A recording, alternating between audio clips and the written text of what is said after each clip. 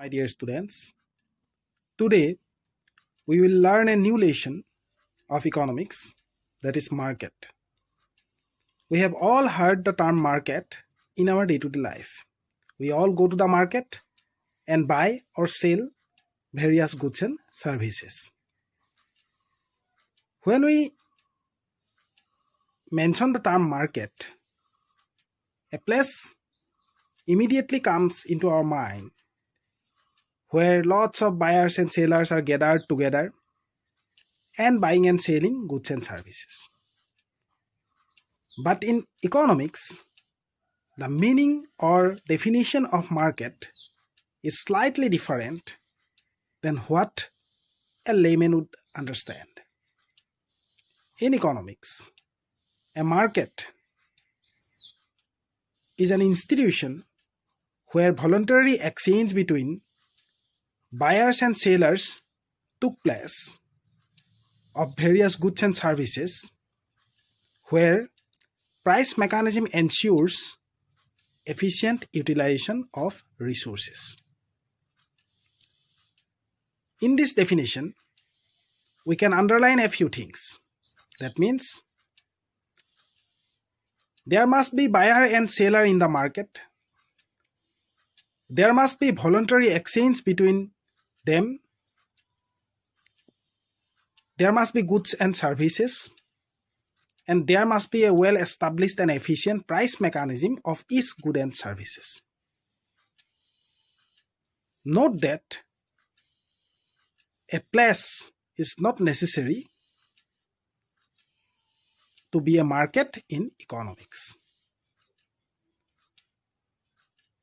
So today we will discuss various categories of market according to the economics theory.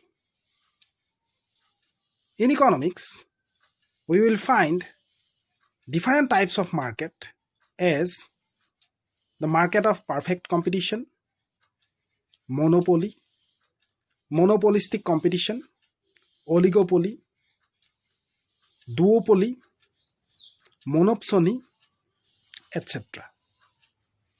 In today's class, we will discuss the first type of market, which is very important and said as ideal market, the market of perfect competition. Hello my dear students. Today let's discuss a brief analysis of perfect competition, which is one of the very important market situation in economics. So perfect competition is known as the ideal market situation in economics. It is a market where there are large number of buyers and sellers buying and selling perfectly identical goods or services. So let's go to the characteristics of perfect competition.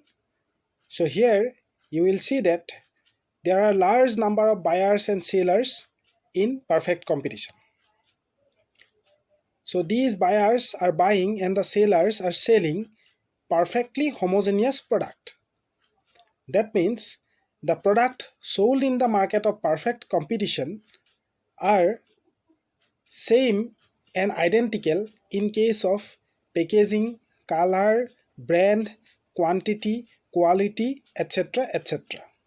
For example, if in case of perfect competition you are going to buy pen, you will find only one type of pen with same color, same packaging, same quality, etc.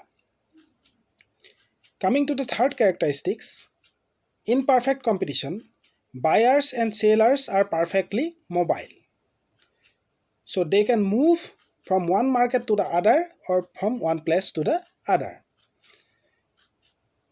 Buyers and sellers possess all the information regarding the market. You can say the price, the quantity, the quality, all are known by the buyer and sellers. Transportation costs are ignored in case of perfect competition. Many books will term it as no transportation cost or transportation cost is zero or nil. But that cannot be the case, we know. But for theoretical illustration, transportation costs are ignored in the market of perfect competition. In such type of market, firms are price taker and not price maker. They cannot influence the price, they cannot make the price high or low.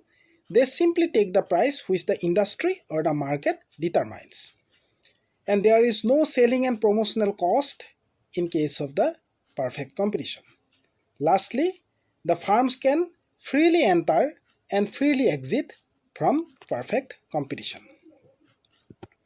Although the market is termed as perfect competition, there is actually no competition among the buyers and sellers in this type of market. As they are large in number, they cannot influence the market.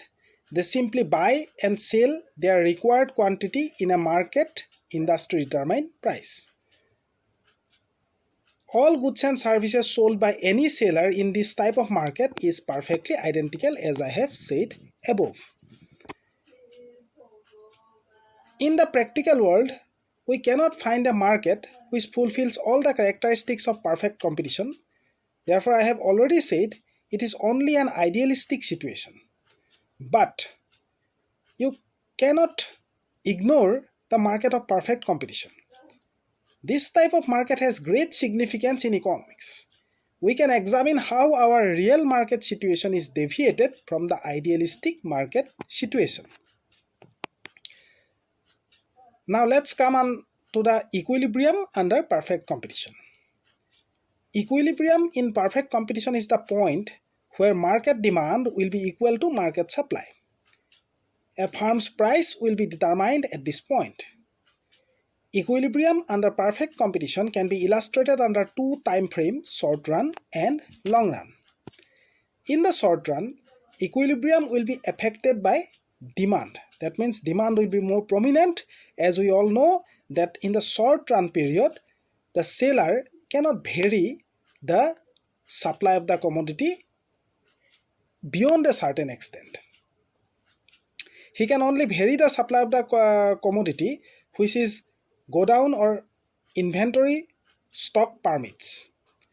In the long run, both demand and supply of the market will affect the equilibrium in perfect competition. A firm will receive only normal profit in the long run at the equilibrium point.